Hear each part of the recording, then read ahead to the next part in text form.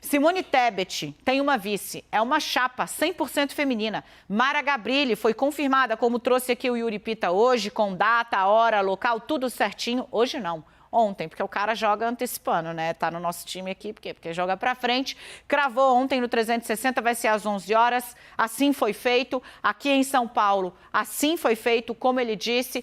E Simone Tebet aproveitou o evento, aproveitou esse momento para trazer de volta ali a questão da pregação contra o voto útil, que é o que está na mira do PT, exatamente. Ela está dizendo que o PT quer ganhar ali, puxando o tapete das candidaturas de centro. Dá uma olhada.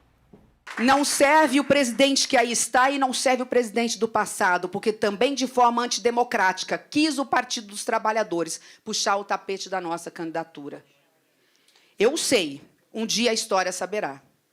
Nós vamos contar essa história. Yuri Pita vem para cá e ele foi lá acompanhar, né, em loco. E aí, Yuri, primeiro que tal a festa? Era uma coisa animada, grandiosa, com cara de big campanha tá na rua ou modesta? Tempos de crise? Modesto até porque a sala reservada ali do Diretório Estadual do PSDB é uma sala que não comporta muita gente, mas estava concorrida. Teve ali participação dos 3 presidentes dos partidos, né? Baleia Rossi do MDB, Bruno Araújo do PSDB, o anfitrião da casa, Roberto Freire do Cidadania, Tasso Gereissati do Ceará esteve presente, o senador José Serra também compareceu, diversas ali militantes, alguns candidatos, etc. Agora, tem dois aspectos que eu acho que vale a gente destacar, Dani.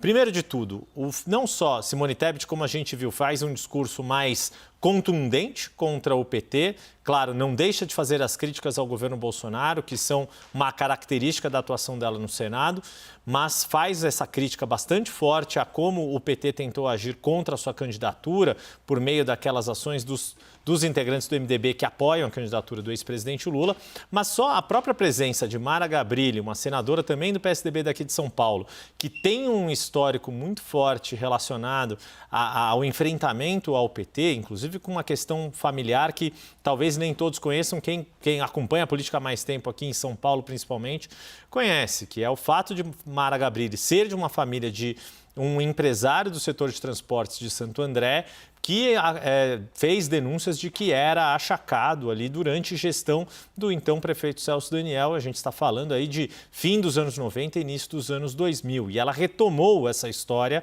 ao fazer o seu discurso pela primeira vez como candidata a vice-presidente ao lado de Simone Tebet. Ou seja, só essa presença já faz dar à chapa um caráter mais forte de antipetismo e não só de antibolsonarismo, que também foi bastante enfatizado pelo discurso das duas senadoras. Agora, falando ali, você me perguntou desse clima de festa, houve muito entusiasmo da parte mais da militância jovem.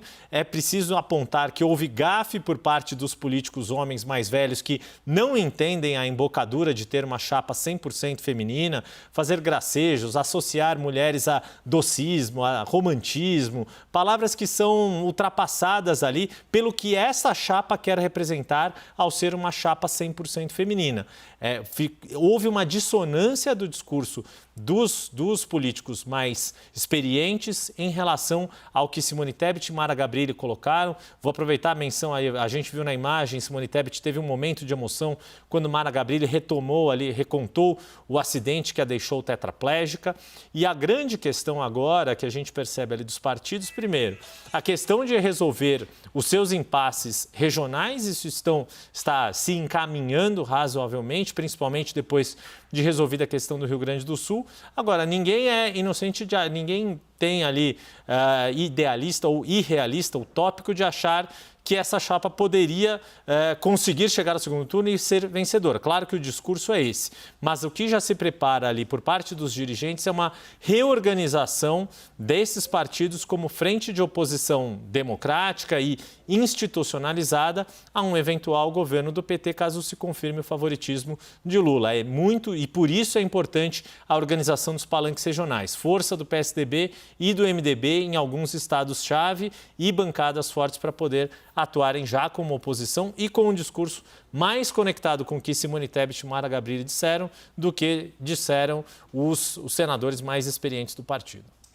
Yuri, porque o que você traz é o seguinte, o tsunami de 2018 ele foi tão arrasador para as forças tradicionais da política, né, brasileira, e aí eu estou falando do PSDB e do MDB também muito, porque na esteira da Lava Jato, de todas as informações que vieram a público depois desacreditadas ou não por instâncias superiores da justiça, né, por exemplo, Aécio Neves, que quase derrotou Dilma Rousseff em 2014, foi concorrer a deputado federal, agora está ensaiando se sai a senadora ou não, refez aí, mas esses 4 anos foram de meio que recolocar pedras no lugar, né? Porque para as forças tradicionais da política brasileira, o tsunami de 18 ele realmente veio varrendo e trazendo uma novidade muito conservadora, alguma coisa ainda em especial, eu falo de representação parlamentar reacionária mesmo, mas deixando essas forças todas desorganizadas. O que o Yuri está te dizendo na prática é óbvio que elas vão para a briga, elas vão atrás de voto, vão vir para morder, como deixou claro o Yuri na fala aí da Mara Gabrilli, falando de Celso Daniel, né,